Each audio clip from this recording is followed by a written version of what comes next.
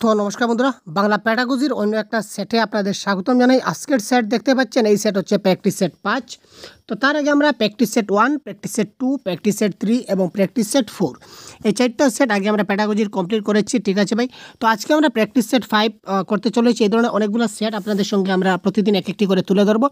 সুতরাং যদি আপনার আগের প্র্যাকটিস সেটগুলো দেখে না থাকে তো অবশ্যই কাইন্ডলি দেখে নেবেন, কারণ এই প্রশ্নগুলি পেপার 1 পেপার 2 জন্য অনেক গুরুত্বপূর্ণ। এবং এই সবগুলো প্র্যাকটিসের যদি আপনারা নিজে থেকে প্র্যাকটিস করতে পারেন এবং প্রত্যেকটা প্র্যাকটিস সেটে যদি আপনারা 90% করে মার্ক উঠাতে পারেন, তাহলে 100% কনফার্ম যে আপনি প্যাডাগজিতে একটা ভালো নম্বর পরীক্ষা পাবেন এবং এক্সাম হলেও আপনি 90% পেতে আপনি বাধ্য, ঠিক আছে ভাই। তো চলুন আজকের সেটের প্রথম প্রশ্ন আমরা দেখে নিই কী দিয়েছে। তো প্রশ্নগুলো কিন্তু আমি সলভ করি না, প্রতিদিনের মতো প্রশ্নগুলো সলভ করেন আপনারা।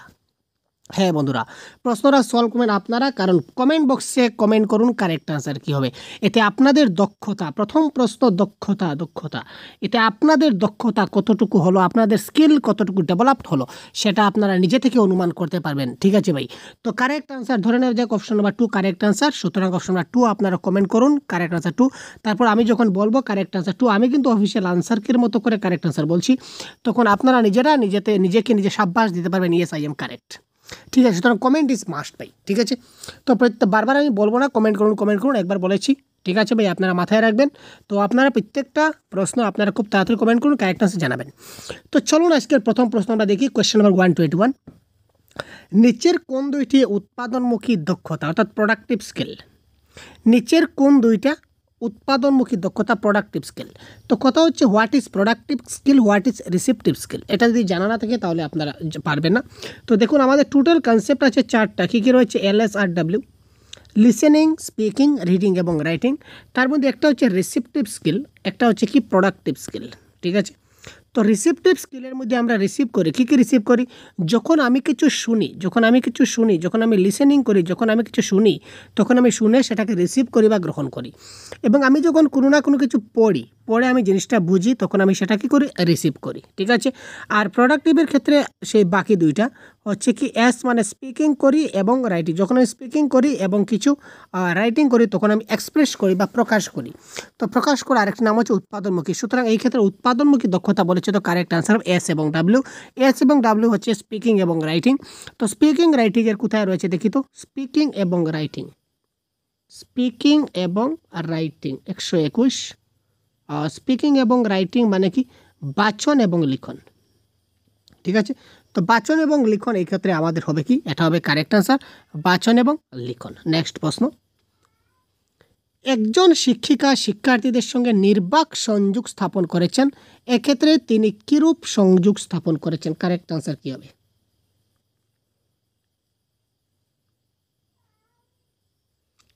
আপনারা বলুন ভাই কারেক্ট আনসার কী হবে, আমি বলছি না ভাই, আপনারা বলুন কারেক্ট আনসার কী হবে।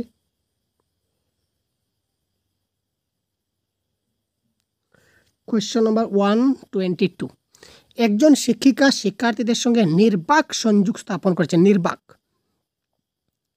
এক্ষেত্রে তিনি কিরূপ সংযোগ স্থাপন করেছেন, মৌখিক মানে অরাল, অবাচনিক মানে নন ভার্বাল, রিটেন না বাচনিক। এক্ষেত্রে 122 প্রশ্নের কারেক্ট আনসার কী হবে দেখে নেওয়া যাক। নির্বাক মানে কি, কোনো কথা বলছেন না, চুপচাপ। তো চুপচাপ যখন আছেন তখন মৌখিক অরাল কী করে হবে, বাচনিক ভার্বেল কী করে হবে, আর নির্বাক হবে বাচনিক হবে না, তার মানে কি হবে, বাচনিকের বিপরীত হবে কি, অবাচনিক। কারেক্ট আনসার কি হচ্ছে, অবাচনিক ইজ দ্য রাইট আনসার, ঠিক আছে। নেক্সট, তো একটি সিংহের গল্প পড়ার পর একজন শিক্ষিকা তার শিক্ষার্থীদের প্রশ্ন করছেন, মনে করো তুমি জঙ্গলের সিংহ। এর মাধ্যমে তিনি কোন দক্ষতার উন্নয়নের প্রচেষ্টা করেছেন। একটা শিক্ষিকা তিনি একটা গল্প পড়াতে চাইছিলেন, সিংহের গল্প, এবং সিংহের গল্প পড়ানোর পর তিনি বললেন, ছাত্রদের বললেন যে তোমরা মনে করো যে তোমরা জঙ্গলের সিংহ। তো এই ক্ষেত্রে তিনি কোন দক্ষতা উন্নয়নের প্রচেষ্টা করেছেন, বড়িয়া কোয়েশন। পঠন লিখন দক্ষতা, রূপান্তরিত করা না অনুবাদ, খসড়া তৈরি না পুনর্লিখন, না সৃজনশীলতা না কল্পনা শক্তি। এই ক্ষেত্রে 123 কারেক্ট আনসার কি, দেখুন দেখা মাত্র কিন্তু কারেক্ট আনসার মনে হচ্ছে আমাদের। তো আপনারা বলুন তো কারেক্ট আনসার আপনাদের মনে হচ্ছে কোনটা। 123 কারেক্ট আনসার কী হবে, 1 2 3 4।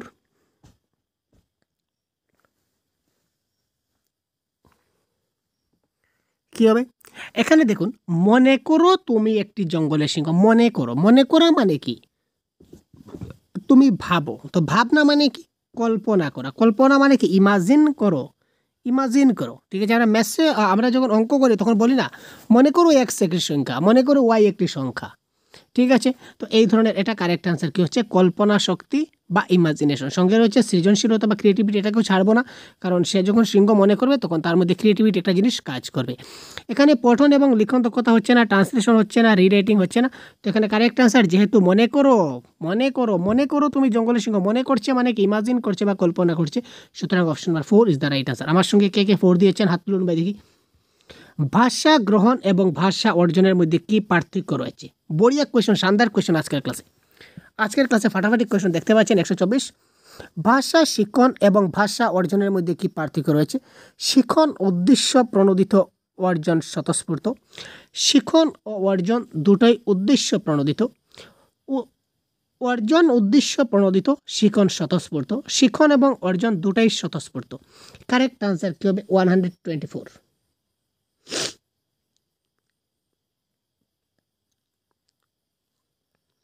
এক্ষেত্রে 124 কারেক্ট আনসার কোনটি হবে? খুব তাড়াতাড়ি কমেন্ট করুন তো কি হতে চলেছে কারেক্ট আনসার। দেখুন, লার্নিং এবং অ্যাকুইজিশন যেটা রয়েছে, এটা কনসেপ্টের ক্লাসগুলো আপনারা খুব দেখবেন। বারবার আমি বলি, কনসেপ্টের ক্লাসগুলো যদি না দেখেন তাহলে আপনারা ভালো একটা আনসার করতে পারবেন না। এক্ষেত্রে শিখন উদ্দেশ্য প্রণোদিত, মানে শিখনের একটা উদ্দেশ্য রয়েছে, এবং অর্জন হচ্ছে স্বতঃস্ফূর্ত, মানে অর্জন আমরা অচেতন মনে বা অসচেতনভাবে স্বাভাবিক একটা প্রক্রিয়ায় আমরা যা শুনি সেটা আমরা অর্জন করে নিই, কিন্তু শিখনের একটা উদ্দেশ্য থাকে। সুতরাং এখানে option number 1 is the right answer. দুটোই উদ্দেশ্য প্রণীত হবে না, দুটোই স্বতঃস্ফূর্ত হবে না, এবং অর্জন উদ্দেশ্য প্রণীত হয় না। প্রথম ভাষা যা বিদ্যালয়ে শিখতেই হবে সে কি? কোন ভাষাটা বিদ্যালয়ে শিখতে হবে? যেটা প্রথম ভাষা, অর্থাৎ এখানে প্রথম ভাষা কোনটি? সরকারি ভাষা, হিন্দি ভাষা, সহ সরকারি ভাষা, মাতৃভাষা না আঞ্চলিক ভাষা? এই প্রশ্নের আনসার তো আমি আপনাদের বলতে হবে না। আমি আশা করছি এই প্রশ্নের কারেক্ট আনসার আপনারা সবাই কারেক্ট করবেন। বলুন তো, আর এই প্রশ্নের আনসার যদি ভুল করেন তাহলে আর কি বলবো ভাই আপনাদের? বলুন, ভুলে যান সিটেট পরীক্ষা পাশ করবেন বলে। সত্যি বলছি ভাই, প্রথম ভাষা কি এটা যদি আপনারা বলতে না পারেন তাহলে ভুলে যান সিটেট পরীক্ষা পাশ করতে পারবেন বলে। দেখি আমার সঙ্গে কে কে কারেক্ট আনসার দিচ্ছে। 125 কারেক্ট আনসার কি হবে? 1 হবে, 2 হবে না, 3 হবে না, 4 হবে? দেখি ভাই কার কার কারেক্ট। খুব তাড়াতাড়ি কমেন্ট করুন। বড়িয়া কোয়েশ্চন। প্রথম ভাষা মানে কি? প্রথম ভাষা মানে মাতৃভাষা। বারবার বলছি, প্রথম ভাষা মানে মাতৃভাষা। এটা আমরা বারবার কনসেপ্ট ক্লাসে বারবার বলা হয়েছে। প্রথম ভাষা মানে কি? মাতৃভাষা। মাতৃভাষা মানে কি? ঘরের ভাষা। ঠিক আছে? আর দ্বিতীয় ভাষা হচ্ছে বিদেশি ভাষা। ঠিক আছে? প্রথম ভাষা মাতৃভাষা ছাড়া যত ভাষা হবে সবগুলো ভাষা হবে কি? দ্বিতীয় ভাষা বা সেকেন্ড ল্যাঙ্গুয়েজ বা বিদেশি ভাষা বলতে পারেন। ঠিক আছে? তো সুতরাং এই ক্ষেত্রে প্রথম ভাষা যা বিদ্যালয়ে শিখতেই হবে সে কি? প্রথম ভাষা যেটা সেটা হবে কি? মাতৃভাষা বা আঞ্চলিক ভাষা, বা সেটাকে আমরা ঘরোয়া ভাষাও বলতে পারি, বা ঘরের ভাষা যাকে বলা হয়। নেক্সট, আচ্ছা, প্রাথমিক স্তরে কবিতা পাঠের উদ্দেশ্য কি? বড়িয়া কোয়েশন ভাই, আজকের প্রশ্ন ভাই একদম বাম্পার কোয়েশন আসছে। প্রাথমিক স্তরে কবিতা পাঠের উদ্দেশ্য কি? দেখুন, শব্দ ভাণ্ডার বাড়িয়ে তোলা, প্রাথমিক শিক্ষার্থীদের বাক্য অলঙ্কার শোনানো, কবিতার সুর তাল ও লয় উপভোগ করা, বিভিন্ন ভাষিক দক্ষতা আয়ত্তে আনা। 126 প্রশ্নের কারেক্ট আনসার কি হবে? কবিতা পাঠের উদ্দেশ্য কি? বড়িয়া কোয়েশন। কবিতা পাঠের কী কী উদ্দেশ্য রয়েছে? প্রাথমিক স্তরে কবিতা পাঠের উদ্দেশ্য কি? দেখুন, কবিতা যখন আমরা পাঠ করি তখন কবিতার মধ্যে একটা সুর থাকে, একটা তাল থাকে এবং লয় থাকে। গল্পের মধ্যে শব্দভাণ্ডার আমরা কবিতা গল্প সবার মধ্যে বাড়াতে পারি। সুতরাং এখানে স্পেশাল কিছু নাই। শিক্ষার্থীদের বাক্যের অলঙ্কার বলেছে, তো একটা বাক্য আমরা কবিতাতে পাই, গল্পতে পাই, সেখানে স্পেশাল কিছু নাই। বিভিন্ন ভাষিক দক্ষতাটা আমরা গল্পেও পাই, কবিতায় পাই, সেখানে তার আলাদা কোনো সিম্বল নাই বা আলাদা কোনো তার প্রেফারেন্স নাই। তো এখানে কবিতার ক্ষেত্রে একটু আলাদা হচ্ছে কি, যেমন গল্পের ক্ষেত্রে আপনি সুর তাল লয় পাবেন না, কিন্তু কবিতার ক্ষেত্রে সুর লয় এবং তাল পাবেন। সুতরাং কবিতার সুর লয় এবং তাল উপভোগ করাটা হচ্ছে এই ক্ষেত্রে কি কারেক্ট আনসার। আশা করি বুঝতে পারছেন। তারপর দেখি, তৃতীয় শ্রেণীর একজন শিক্ষিকা প্রতিটি ধ্বনির শুদ্ধ উচ্চারণের উপর বিশেষ লক্ষ্য রাখছেন। তিনি কোন বিষয়টির উন্নতির চেষ্টা করছেন? তৃতীয় শ্রেণীর একজন শিক্ষিকা, তিনি ধ্বনির শুদ্ধ উচ্চারণের উপর, যেটা ধ্বনি রয়েছে সেই ধ্বনিটা যাতে শিশুরা শুদ্ধভাবে উচ্চারণ করতে পারে তার উপর তিনি বিশেষ লক্ষ্য রাখছেন। এক্ষেত্রে তিনি কোন বিষয়ের উন্নতির চেষ্টা করছেন? ত্রুটিহীনতা, সংলগ্নতা, অনর্গলতা না বোধ? অ্যাকুরেসি, কাহেশন, ফ্লুয়েন্সি না কম্প্রিহেনশন? যেটা ধ্বনি হবে ধ্বনিটা শুদ্ধ উচ্চারণ যাতে শিশুরা করতে পারে এই দিকে তিনি বিশেষ নজর দিচ্ছেন। তো ধ্বনিগুলা শুদ্ধ উচ্চারণ প্রপারলি যদি বলতে চায় তাহলে তাকে তার মধ্যে অ্যাকুরেসি বা ত্রুটিহীনতা থাকতে হবে। যদি অ্যাকুরেসি থাকে তাহলে সে যে কোনো ভাষাটা খুব শুদ্ধভাবে উচ্চারণ করতে পারবে, থরলি বলতে পারবে। নেক্সট, নিচের কোনটি সূক্ষ্ম শারীরিক সঞ্চালন অর্থাৎ ফাইন মোটর স্কিলের প্রয়োজন? ঠিক আছে, একদম বড়িয়া কোয়েশ্চন। ফাইন মোটর স্কিল, লম্ফন, লিখন, পঠন না আরোহণ? Jumping, writing, reading? এটা পঠন হবে, পঠন। রাইটিং না আরোহণ? আর মানে ক্লাইম্বিং। কারেক্ট আনসার কোনটি হবে? 120 বলুন ভাই কারেক্ট আনসার। আমি জানি এই প্রশ্নের কারেক্ট আনসার আপনাদের কারেক্ট হবে, সুতরাং খুব তাড়াতাড়ি কমেন্ট করুন তো কারেক্ট আনসার কী হচ্ছে। নিচের কোনটি সূক্ষ্ম শরীর সঞ্চালন দক্ষতার প্রয়োজন? Fine motor skill. আচ্ছা, তাড়াতাড়ি কমেন্ট করবেন। দেখুন এই ক্ষেত্রে ছোট্ট শিশুরা, একদম ছোট্ট শিশুরা যখন হাতে কলম নেবে, হাতে কলম নেওয়ার পর তারা দেখবেন এই ধরনের আঁকিবুকি কী একটা আঁকছে। ঠিক আছে, তারা কলম পেলে কী যে আঁকবে মানে আপনার কাছে সেটা মিনিংলেস। আপনার কাছে তারা এই ধরনের বল করবে, এই ধরনের গুল করবে বা যা ইচ্ছা তারা তা করবে। ঠিক আছে, কলম ধরবে, যা ইচ্ছা তা করবে। আপনি তখন তাকে কেউ বাধা দেবেন, তাই না? না ভাই, এক্ষেত্রে তাকে বাধা দেবেন না। প্যাডাগজি কি বলেছে? প্যাডাগজি বলেছে এই ক্ষেত্রে তাকে বাধা দেবেন না। হে কি লেখছে এটা তার বড় জিনিস না, বড় জিনিস হচ্ছে এই যে আঁকিবুকি করছে, আঁকিবুকিটার মাধ্যমে তার ফাইন মোটর স্কিলের ডেভেলপমেন্ট হয়েছে। এবং তাই সে যে অন্ততপক্ষে তার যে লেখার যেটা প্রথম স্টেপ, রাইটিংয়ের যেটা প্রথম স্টেপ, রাইটিংয়ের ফার্স্ট স্টেপ হচ্ছে তার কি এই আঁকিবুকি কাটা। এই যে আঁকিবুকি কাটা বা উল্টাপুল্টা আঁকানো, এই যেগুলো আমাদের কাছে মিনিংলেস, এইগুলি হচ্ছে তার কাছে লেখার ফার্স্ট স্টেপ। এবং যার কারণে তার ফাইন মোটর স্কিল ডেভেলপড হচ্ছে। তার যে হাতের যেটা ছোট ছোট যেগুলা রয়েছে, শারীরিক যেটা সঞ্চালন রয়েছে, সূক্ষ্ম যেগুলো তার অংশ রয়েছে হাতের, অর্থাৎ কলম ধরার যেটা ক্যাপাসিটি, কলম কাঠপেন্সিল ধরার যেটা ক্যাপাসিটি, সেটা কিন্তু তার মধ্যে চলে আসে, কিসের মাধ্যমে চলে আসে? সেই লিখনের মাধ্যমে তার কাছে চলে। তো দেখুন এই ক্ষেত্রে কারেক্ট আনসার কী হবে আমাদের? এই ক্ষেত্রে কারেক্ট আনসার হবে লিখন। লিখনের মাধ্যমে তার ফাইন মোটর স্কিলের ডেভেলপড হয়। ঠিক আছে, প্রতিক্রিয়া বা ফলাফল এর প্রয়োজনীয়তা কি? ফিডব্যাকের ইম্পর্টেন্স, ফিডব্যাকের কিছু ইম্পর্টেন্স আছে নাকি? আমরা যখন ক্লাসে পড়াই, ক্লাসে পড়ানোর পর ছাত্ররা কতটুকু শিখলো এটা যে আমরা জানার জন্য চেষ্টা করি। এই তুমি দাঁড়াও তো, কি বুঝলে? বা এখানে আমি এতক্ষণ পড়ালাম, তুমি কি বুঝলে বলো তো? এটা হচ্ছে ফিডব্যাক। তো এই ফিডব্যাকের প্রয়োজনীয়তা কি? শিক্ষার্থীর শিক্ষণের উন্নতির জন্য, অভিভাবক যাতে শিক্ষার্থীকে গৃহকার্যে সাহায্য করতে পারে এবং পরীক্ষার জন্য প্রস্তুত করতে পারে তার জন্য, শিক্ষিকার শিক্ষণ পদ্ধতির উন্নয়নের জন্য, শিক্ষিকা এবং শিক্ষার্থীর উভয়ের উন্নতির জন্য। 129 বড়িয়া কোয়েশন। আজকের সবগুলো প্রশ্ন বড়িয়া ফাটাফাটি কোয়েশন হতে চলছে ভাই।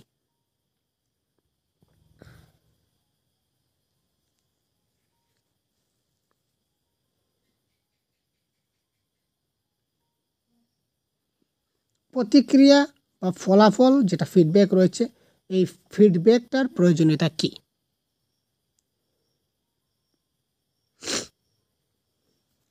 এই ফিডব্যাকের কারণে শিক্ষিকা এবং শিক্ষার্থী উভয়ের কি হয়? উভয়ের সেখানে কি হয়? উন্নতি হয়। ঠিক আছে ভাই, নেক্সট।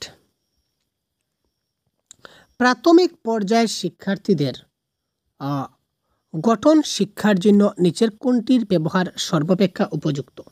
প্রাথমিক পর্যায়ে শিক্ষার্থীর গঠন শিক্ষার জন্য নিচের কোনটির ব্যবহার সবচেয়ে প্রয়োজনীয়? ফ্ল্যাশ কার্ড, বাস্তব উপকরণ, ফ্লিপ চার্ট না বই? শিক্ষার্থীর যেটা গঠন শিক্ষার জন্য, তার যেটা কনস্ট্রাকটিভিজমের জন্য, তাকে গঠনমূলক শিক্ষা দেওয়ার জন্য নিচের কোনটা ব্যবহার আমাদের করতে হবে?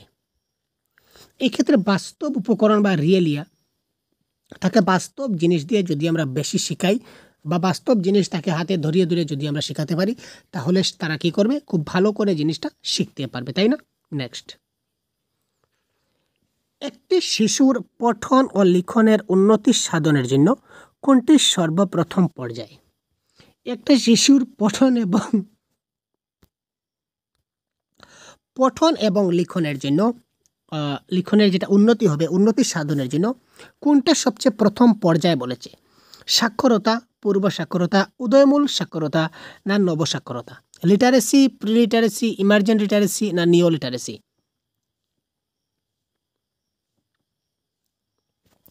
এই ক্ষেত্রে কারেক্ট আনসার মনে রাখবেন, এটা হচ্ছে কি ইমার্জেন্ট লিটারেসি বা শিশুদের ইমার্জেন্ট লিটারেসি স্কিল যাকে বলা হয়।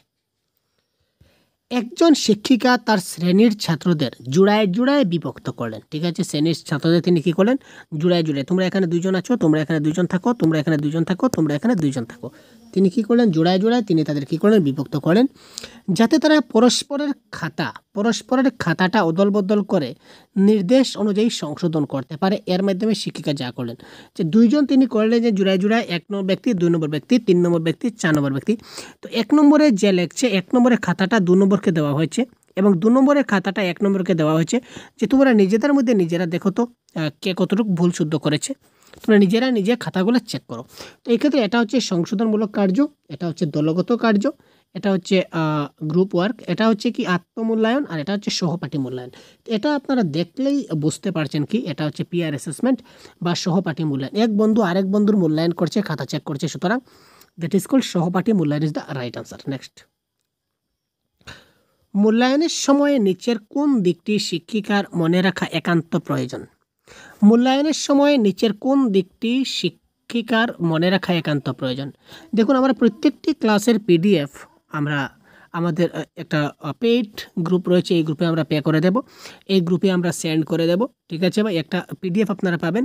আমাদের সহজ গুরুর একটা অফিসিয়াল আমাদের রয়েছে হোয়াটসঅ্যাপ গ্রুপ, এই গ্রুপে আপনারা সবগুলা পিডিএফ পেয়ে যাবেন এবং প্রতিদিন একটি করে মক টেস্ট পাবেন। ঠিক আছে, টোটাল 50টি মক টেস্ট আমাদের টার্গেট রয়েছে। 50-এর বেশি যত সম্ভব হয় আমরা করব, কিন্তু অ্যাটলিস্ট 50টা মক টেস্ট আমরা কমপ্লিট করবই উইদিন এক্সামের মধ্যে। তো সুতরাং এই গ্রুপে যদি আপনারা জয়েন হতে চান তো অবশ্যই কমেন্ট বক্সে যোগাযোগ করুন। ঠিক আছে ভাই, বা আপনারা আমাদের ভিডিও ডেসক্রিপশনে একটা গ্রুপ রয়েছে, এই গ্রুপে আপনারা জয়েন হয়ে যেতে পারেন, এখানে ইনফরমেশনটা পেয়ে যাবেন। দেখুন, মূল্যায়নের সময় নিচের কোন দিকটি শিক্ষার্থীর মনে রাখা একান্ত প্রয়োজন? মূল্যায়নের সময় নিচের কোন দিকটা শিক্ষার্থীর মনে রাখা প্রয়োজন? যখন একজন শিক্ষার্থী মূল্যায়ন করবেন তখন তার কোন জিনিসটা বিশেষ মনে রাখতেই হবে? একটি শিশুর উন্নতির সঙ্গে অন্যান্য শিশুর উন্নতির তুলনা করা। একটা শিশুর সঙ্গে আমরা অন্যের তুলনা করব, প্যাডাগজিতে কখনো তুলনা করা হয় না ভাই। শিশুটির উন্নতির সঙ্গে সৃজনশীল শিশুদের তুলনা করা, আমরা কখনো কম্পেয়ার করি না, নেগেটিভ ওয়ার্ড। ঠিক আছে, শিশুটির উন্নতির সঙ্গে স্বাচ্ছন্দ্যে কথা বলতে পারে তাদের তুলনা করা, সেটা হবে না। তো সুতরাং option number 3 is the correct answer. কী বলেছে দেখি? শিশুদের উন্নতির সঙ্গে তার পূর্বাচিত শিখন স্তরের তুলনা করব। ইয়েস, সে আজকে কতটুকু শিখলো এবং তার আগে কতটুকু শিখতে পেরেছে, প্রিভিয়াস লেভেল অফ লার্নিং, তার লার্নিংয়ের তুলনা করা যাবে, কিন্তু কোনো ব্যক্তির সঙ্গে কোনো ব্যক্তির তুলনা করা যাবে না, কোনো শিশুর সঙ্গে কোনো শিশুর তুলনা করা যাবে না। ঠিক আছে, কোনো তার প্রিভিয়াস যে লার্নিং রয়েছে বা প্রিভিয়াস গ্রেপ অফ লার্নিং বা লেভেল অফ লার্নিং, আগে সে কতটুকু পারতো এবং এখন সে কতটুকু পারছে, এটার আমরা কম্পারেটিভ স্টাডি করতে পারি, তুলনা করতে পারি, কিন্তু কোনো ব্যক্তির সঙ্গে কোনো ব্যক্তি, একটি শিশুর সঙ্গে আরেকটি শিশুর কখনো আমরা তুলনা করতে পারি না। সুতরাং option number 3 is the right answer. Next, Somu 4র্থ শ্রেণীতে পড়ে। সমু একটা ছাত্র, সে কী করে? 4র্থ শ্রেণীতে পড়ে। একটি গল্প পড়ার সময় সে একটি অজানা শব্দ পেল, এবার তার কি করা উচিত? একটা গল্প পড়তে লাগলো সমু, যে 4র্থ ক্লাস 4-এর একটা ছাত্র, সে একটা অজানা শব্দ পেল, সে শব্দটিকে এড়িয়ে যাবে, কাউকে তার অর্থ জিজ্ঞাসা করবে, অভিধানে তার অর্থ খুঁজবে, না বিষয়ের পরিপ্রেক্ষিতে অর্থ অনুমান করবে? কারেক্ট আনসার কী হবে?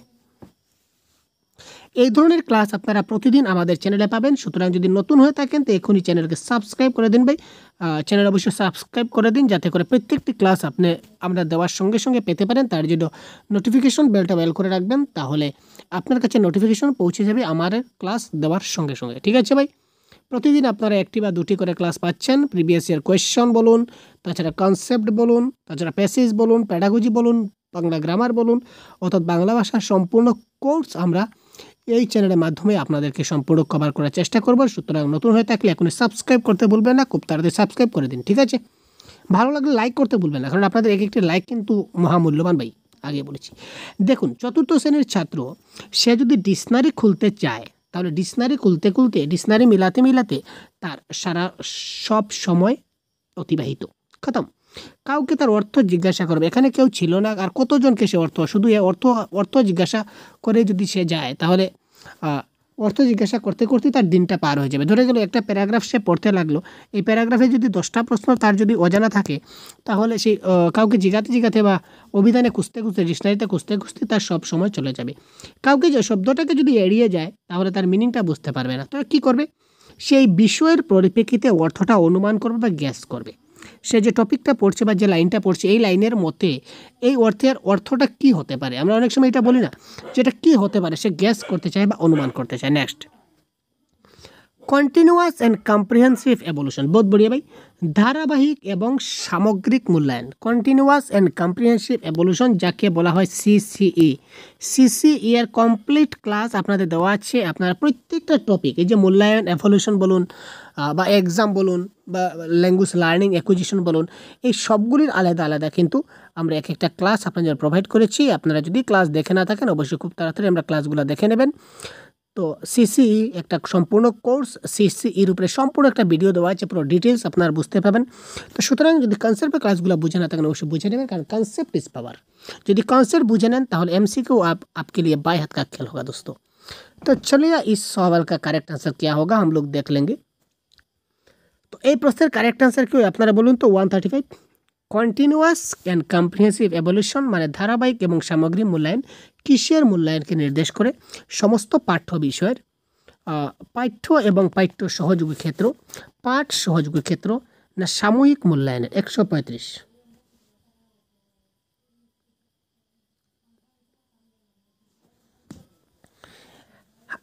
কন্টিনিউয়াস সিসিই কিসের জন্য হয়? এখানে সিসির মধ্যে আমরা কনসেপ্ট ক্লাসে ডিসকাস করছি, আপনি দেখলে বুঝবেন। এখানে স্কলাস্টিক এবং স্কলাস্টিক দুটারই মূল্যায়ন করা হয়। স্কলাস্টিক মানে কি? যেমন আপনার স্কুলের যেগুলো সাবজেক্ট রয়েছে, ইংলিশ, হিন্দি, ঠিক আছে, English, Hindi, Bengali, social science, EVS, generally আপনার স্কুলের যে সাবজেক্টগুলো, ক্লাসের যে সাবজেক্টগুলো, এগুলোকে স্কলাস্টিক ধরা হবে। এবং স্কলাস্টিক যেমন তার সঙ্গে অ্যাড থাকবে, যেমন ডান্স, তারপর গান হচ্ছে সিং, ঠিক আছে, তারপর হচ্ছে আর্ট, ঠিক আছে, তারপর আপনারা বলতে পারেন স্পোকেন কোর্স, বা আপনারা বলতে পারেন যোগা ক্লাস। তো এই যে এক্সট্রা কারিকুলার যেগুলো আছে, এগুলাকে বলা যায় স্কলাস্টিক। তো এই সিসিটা মূল্যায়ন করবে, এই স্কলাস্টিকেরও করবে এবং স্কলাস্টিক, এই দুইটাই মিলিত হয়ে যে মূল্যায়ন হবে তাকেই আমরা বলবো কন্টিনিউয়াস অ্যান্ড কম্প্রিহেন্সিভ এভলিউশন। সুতরাং অপশন নাম্বার 2 এই ক্ষেত্রে রাইট আনসার। গল্প কথন একটি শিক্ষণ পদ্ধতি যার মাধ্যমে শিক্ষার্থীদের কোন দক্ষতার বৃদ্ধি ঘটানো যায়? গল্প কথনের মাধ্যমে আমরা কোন দক্ষতার বিকাশ ঘটাতে পারি? শ্রবণ এবং কথনের, কেবল কথনের, পঠন ও লিখনের, না কেবল শ্রবণের? 136। আমরা যে কথা বলবো, কথা বললে কোন দক্ষতার বিকাশ হয়? কথা বললে কথন দক্ষতার বিকাশ হবে। আর কি ভাই, আপনি যদি গল্প বলেন তাহলে যে আপনার বলার দক্ষতা, স্পিকিংয়ের দক্ষতা, সেটা ডেভেলপড হবে, তাই না? সুতরাং এখানে speaking is the right answer. Next, আরেকটা প্রশ্ন আসলো আমাদের, দেখুন তো, কবিতা শিক্ষণের লক্ষ্য কী? দেখুন, কবিতা নিয়ে কিন্তু একটা প্রশ্ন অলরেডি ডিসকাস করেছি, আর একটা প্রশ্ন এসেছে, কবিতা শিক্ষণের লক্ষ্য কী? কবিতা মুখস্থ করানো, অনর্গলতা বা যথার্থ অ্যাকুরেসি বাড়ানো, উচ্চারণের উন্নতি ঘটানো, ভাব এবং ভাবনাকে অনুধাবন করানো। তো কবিতা শিক্ষণের মূল লক্ষ্য কী? দেখুন, মুখস্থ করানো প্যাটাগজির ভাষায় নেগেটিভ, মুখস্থ করানো কখনো কারেক্ট আনসার হয় না, এটা ক্যান্সেল। তো অপশন নাম্বার 1 ক্যান্সেল হয়ে গেল। তো এবার 2, 3 এবং 4, 2, 3, 4 এর মধ্যে কারেক্ট আনসার কোনটি হবে? তাড়াতাড়ি কমেন্ট করুন তো ভাই, কী হবে? 137 কারেক্ট আনসার কী হবে বলুন, খুব তাড়াতাড়ি বলুন। এটা কারেক্ট আনসার হবে। কী হবে? কী হলো ভাই, কী হবে বলুন না ভাই? আরে ভাই কী করছেন আপনি, বলুন। আরে ওদিক কী দেখছেন আপনি, কমেন্ট করুন ভাই। এটা কারেক্ট আনসার হবে ভাব ও ভাবনাকে অনুধাবন করা, ফিলিং এবং থট। কবিতার মধ্যে একটা ভাব এবং ভাবনা লুকিয়ে থাকে। এই কবিতার মধ্যে, কবিতাটা পাঠ করে সেই কবিতার ভাব এবং ভাবনাকে বোঝা যায়, ফুটিয়ে উঠে সেই যে জিনিসটা বোঝা, এটাই হচ্ছে কবিতা শিক্ষণের মূল লক্ষ্য। নিচের কোন পদ্ধতিতে মাতৃভাষার অনুপ্রবেশ নিষিদ্ধ? এই প্রশ্নটা প্রিভিয়াস ইয়ার কোয়েশনে, এবং এইগুলো কিন্তু পেপার 1 পেপার 2 জন্য মোস্ট ইম্পর্টেন্ট প্রশ্ন। দেখতে পাচ্ছেন ভাই কী প্রশ্ন ভাই, একদম সাংঘাতিক প্রশ্ন নিয়েছি আপনাদের জন্য আজকে, বড়িয়া কোয়েশন। তো মাতৃভাষার অনুপ্রবেশ কোথায় নিষিদ্ধ হয়? মাতৃভাষার অনুপ্রবেশ নিষিদ্ধ হয় ডাইরেক্ট মেথডে। প্রত্যক্ষ পদ্ধতি বা ডাইরেক্ট মেথডে কি হয়, মাতৃভাষার অনুপ্রবেশ নিষিদ্ধ হয়। যেখানে ডাইরেক্ট বলেছে তো ডাইরেক্ট হবে, সেখানে মাতৃভাষার অনুপ্রবেশ সেখানে কোনো কাজ করে না। নেক্সট, ভাষা শিখনের সাবলীলতা বা ফ্লুয়েন্সি বলতে কি বোঝায়? নেক্সট, ভাষা শিখনের সাবলীলতা বা ফ্লুয়েন্সি বলতে কি বোঝাবে? কারেক্ট আনসার কি হবে? 139।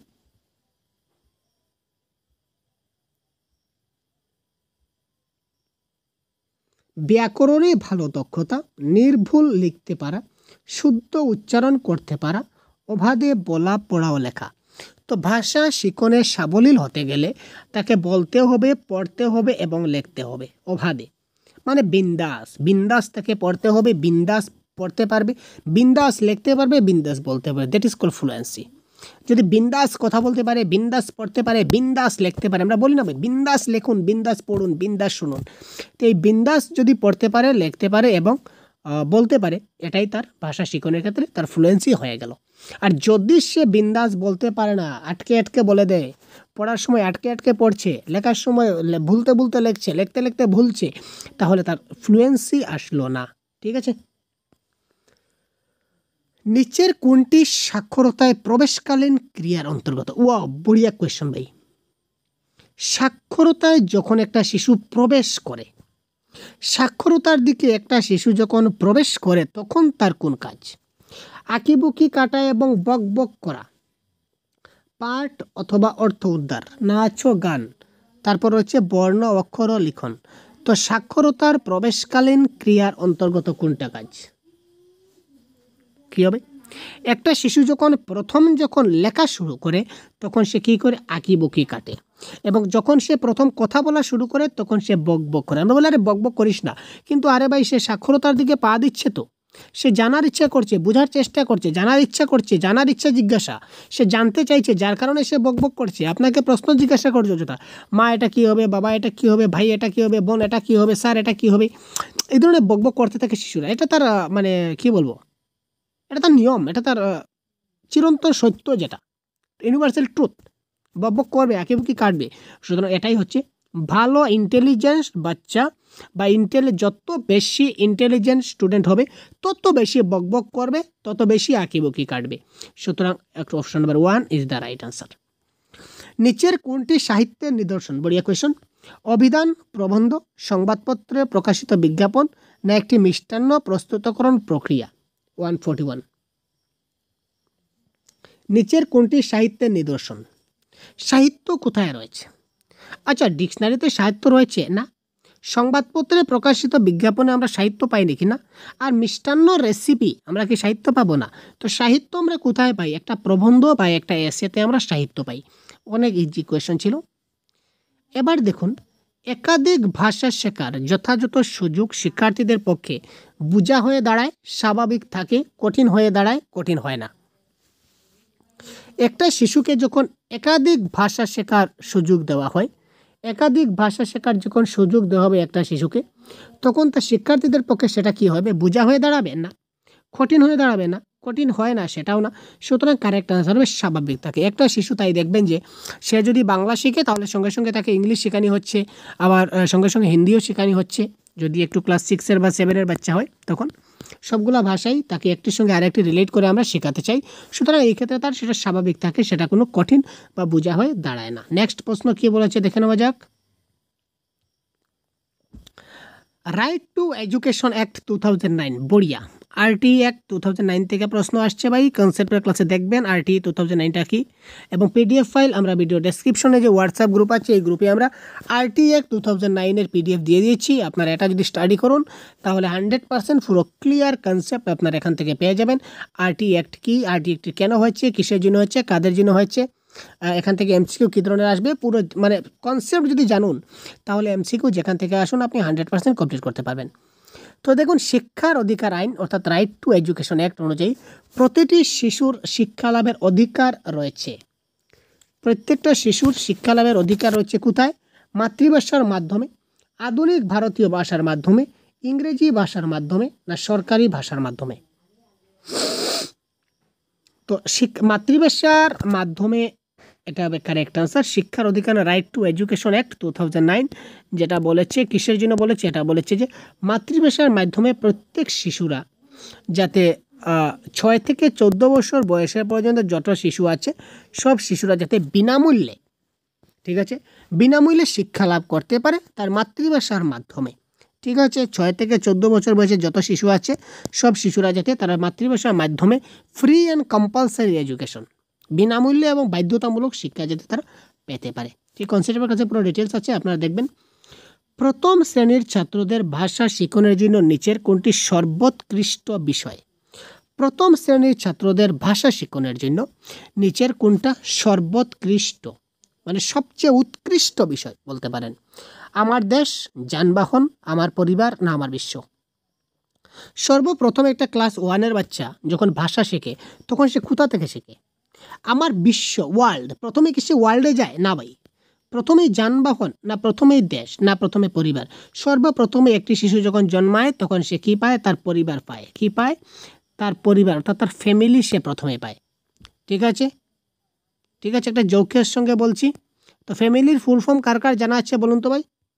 ফ্যামিলি, এটা একটা কমেডি হিসাবে আপনারা নেবেন। তো ফ্যামিলির ফুল ফর্ম কি জানেন আপনারা? Father and mother I love you. ঠিক আছে, কার কার জানা আছে কমেন্ট করুন তো ভাই। ফ্যামিলির ফুল ফর্ম কী হবে? এটা কমেডি স্টাইলে বলছি ভাই, দেখুন। ফ্যামিলির ফুল ফর্ম কার কার জানা আছে বলুন? Father and mother I love you. ঠিক আছে, এটা হচ্ছে ফ্যামিলি, মা এবং বাবার ভালোবাসা। ঠিক আছে, তো প্রথম শিশু একটা জন্ম নেওয়ার পরেই প্রথমে আমার পরিবারে সে কী করে?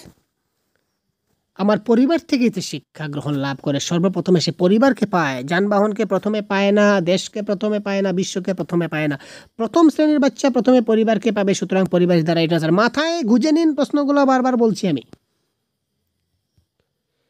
একজন শিক্ষিকা শিক্ষার্থীদের অধিক সংখ্যায় শিশু সাহিত্য অধ্যয়নে প্রণোদিত করলেন, এই পদ্ধতির মাধ্যমে তিনি তাদের কোন দক্ষতা বিকাশের চেষ্টা করলেন? একজন শিক্ষিকা শিক্ষার্থীদের অধিক সংখ্যায় শিশু সাহিত্য অর্থাৎ চিলড্রেন লিটারেচার অধ্যয়ন করাতে লাগলেন, শিশু সাহিত্য পড়াতে লাগলেন। তো শিশু সাহিত্য পড়ানোর মাধ্যমে তিনি কোন দক্ষতা বিকাশের চেষ্টা করছেন? তিনি পড়াচ্ছেন, চিলড্রেন লিটারেচার পড়াচ্ছেন। তো পড়ালে কি হবে? আলটিমেটলি পঠন দক্ষতা হবে। পড়ালে পড়ার দক্ষতাই তো হবে, তাই না? না পড়ালে লেখার দক্ষতা হবে? পড়ালে পড়ার দক্ষতাই হবে। সুতরাং এখানে শিশু সাহিত্য পড়ানো হচ্ছে, তার মানে পঠন দক্ষতাটা ডেভেলপড হচ্ছে।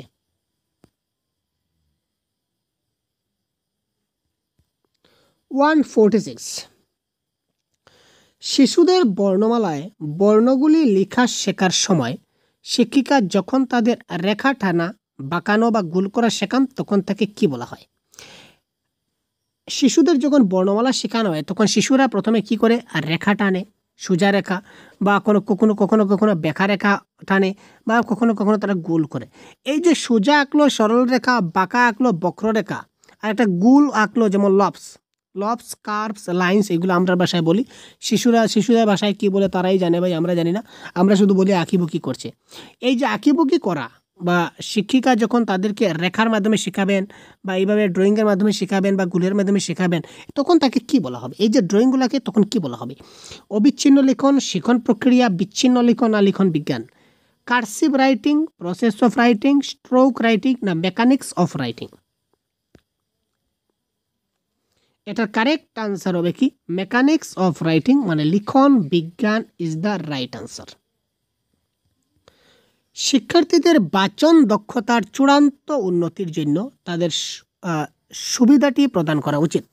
শিক্ষার্থীদের যে বাচন দক্ষতা রয়েছে, বাচন দক্ষতাটা চূড়ান্ত উন্নতির জন্য তাদের কোন সুবিধা প্রদান করতে হবে? নতুন শব্দ ব্যবহার, ভাব সংক্ষেপণ না বানান, না অনুধাবন না বোধ? কোনটা আমাদের কি করতে হবে? বাচন দক্ষতা, স্পিকিং স্কিল ডেভেলপ করার জন্য নিচের কোন সুবিধা দিতে হবে? একটা শিশু যদি স্পিকিং স্কিল আমরা ডেভেলপ করতে চাই,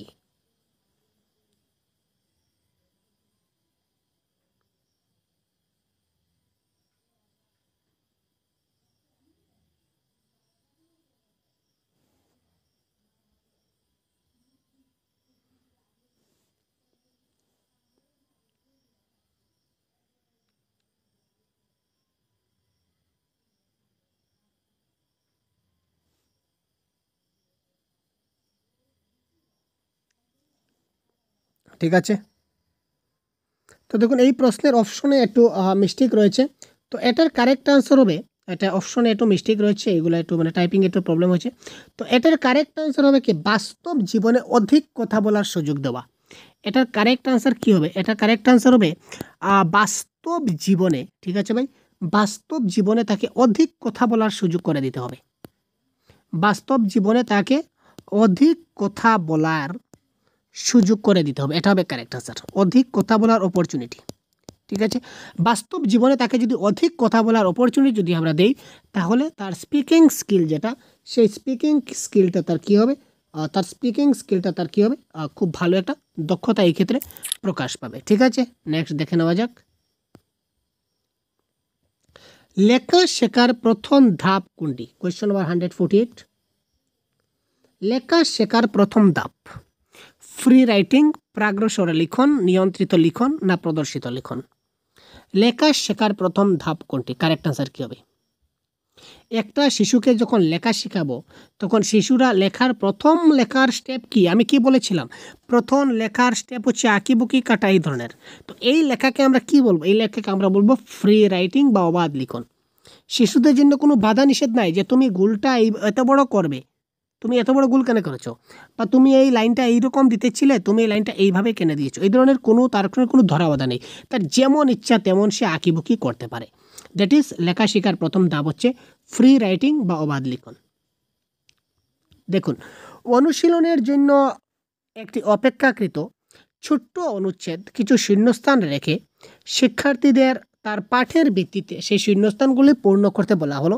এতে তার কোন সামর্থ্যের মূল্যায়ন হবে? কি বলেছে? অনুশীলনের জন্য ছোট্ট একটা অনুচ্ছেদ আমরা নিলাম।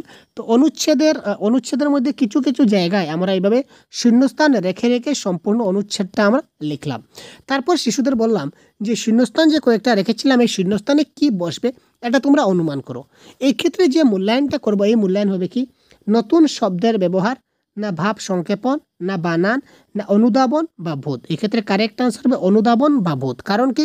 কারণ সেই গল্পের স্টোরিটা কি, মূল ভিত্তিটা কি, সে যদি বুঝতে পারে তাহলে শূন্যস্থানে কি ওয়ার্ড বসবে সেটাকে বুঝতে পারে।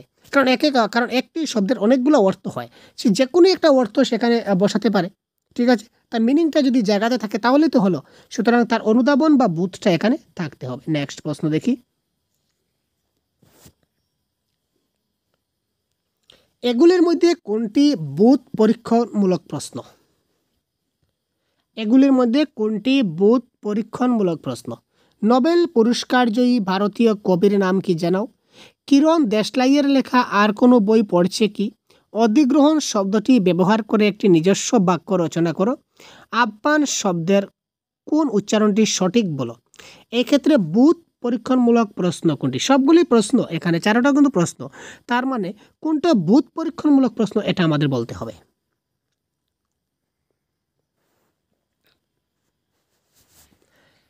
কিরণ দেশলাইয়ের আর কোনো বই পড়েছে কি, এটা প্রশ্ন হবে ইয়েস অর নো আনসার। যে প্রশ্ন ইয়েস এবং নো হবে সেটা বোধ পরীক্ষণমূলক হবে না। আহ্বান শব্দের সঠিক উচ্চারণটি ঠিক বলো। ঠিক আছে, শব্দের কোন উচ্চারণটি ঠিক বলো, তাদের বোধ পরীক্ষণ কী করে হলো?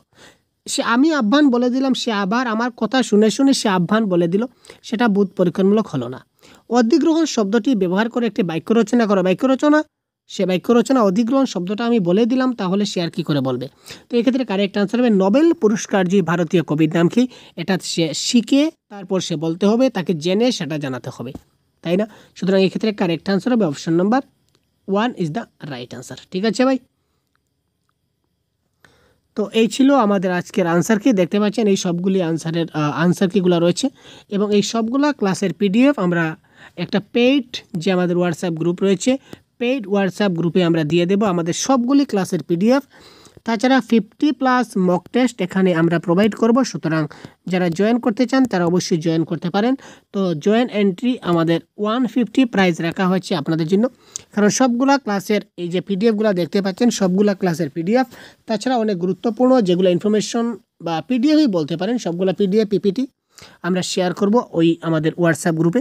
তাছাড়া 50 মক টেস্ট, যে মক টেস্টগুলো প্রিভিয়াস ইয়ার কোয়েশ্চন বেসড হবে, previous year question related mock test হবে, কমসে কম 50 মক টেস্ট আমরা প্রোভাইড করবো, যে মক টেস্টগুলি দিলে আপনারা একটা ভালো একটা নম্বর আপনারা আইডিয়া করতে পারবেন, একটা গেইন করতে পারবেন যে এক্সাম হলে আপনাদের কী ধরনের প্রশ্ন আসতে চলেছে বা আপনারা কতটুকু কারেক্ট করতে পারছেন নিজেকে নিজে সেলফ, ঠিক আছে ভাই, কী বললাম, সেলফ আপনারা নিজেকে নিজে আপনারা যাচাই করতে পারবেন, পরীক্ষা করতে পারবেন, ঠিক আছে। সুতরাং আপনারা যদি জয়েন হতে চান তো এক্ষুনি আমাদের এই ফোনপে নাম্বার দেওয়া আছে, দেখতে পাচ্ছেন, ফোনপে নাম্বারে আপনারা পেমেন্ট করে হোয়াটসঅ্যাপে যদি স্ক্রিনশট পাঠিয়ে দিন আমরা আপনাদের এই গ্রুপে জয়েন করে দেব, ঠিক আছে। তারপর আপনারা মক টেস্ট কন্টিনিউ দিতে পাবেন এবং পিডিএফগুলো আপনারা এই গ্রুপের মাধ্যমে পেয়ে যাবেন। তো ধন্যবাদ, ভালো থাকবেন এবং ফ্রি ক্লাস লাইভ আমাদের কন্টিনিউ চলছে ইউটিউবে, ফ্রি ক্লাস আপনারা দেখতে পাচ্ছেন, প্রতিদিন আপনারা ক্লাসগুলো খুব ভালো করে দেখতে থাকুন, ঠিক আছে ভাই। ধন্যবাদ, ভালো থাকবেন, সুস্থ থাকবেন, জয় হিন্দ।